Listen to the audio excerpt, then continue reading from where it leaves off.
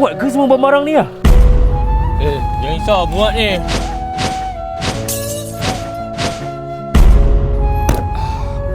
Masuk. Kita dah lambat ni, Dek. Barang tak ada tinggal Ayah malah nak gerak 2-3 kali ni. Okey. Panas ayah. Buka aircon kuat sikit boleh ke? Tak payahlah buka aircon, Dek. Buka tingkap je, Dek. Angin luar tu sejuk lagi daripada aircon ni, Ni, nasib baik ayah bawa kain ni. Buka apa ya? Ni, kau tengok kejap lagi. Memang sejuk kau punya kereta ni. Kau tolong tutup. Tutup. Dek, macam mana okey? Wah, sejuk ayah. Ayah dah cakap dah. Kau kena bersyukur, Dek. Orang lain tu lagi susah daripada kita. Tak ada kereta naik motor. Panas-panas. Kita ni ada kereta yang ada bumbung, bersyukur lah, Dek. Kenapa dia? Alamak. Ya, kenapa dia? Aduh, rosak.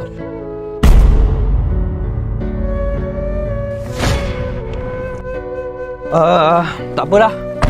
Kita gerak juga, tapi kita gerak slow je, Dek. Yang penting kita sampai. Ya, jom ikut kita orang balik kampung, kita orang bawa ayah. Kita siapa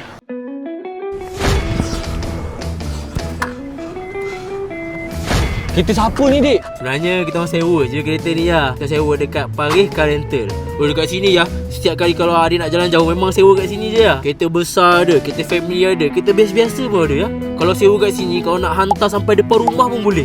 Dah lebih 700 review dekat Google. Semua orang puas hati ya dengan Paris Car Rental ni. Ayah macam mana ya? Selesa, okey tak?